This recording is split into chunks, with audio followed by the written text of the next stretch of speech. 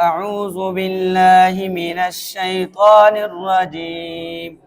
بسم الله الرحمن الرحيم.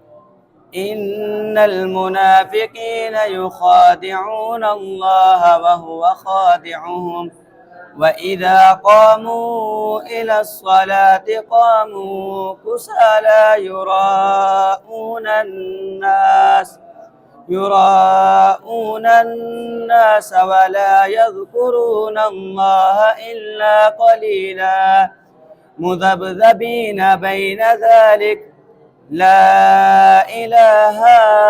هؤلاء ولا إله هؤلاء ومن يضلل الله فلن تجد له سبيلا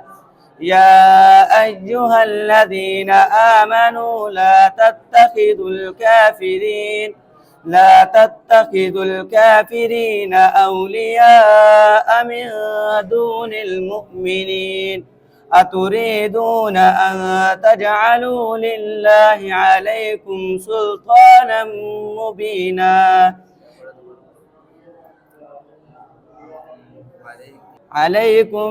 سلطانا مبينا إن المنافقين في الدرك الأسفل من النار ولن تجد لهم نصيرا إلا الذين تابوا وأصلحوا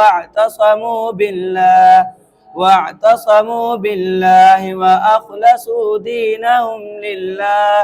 لله فأولئك مع المؤمنين وسوف يؤتي الله المؤمنين أجرا عظيما ما يفعل الله بعذابكم إن شكرتم وآمنتم وكان الله شاكرا عليما صدق الله العظيم.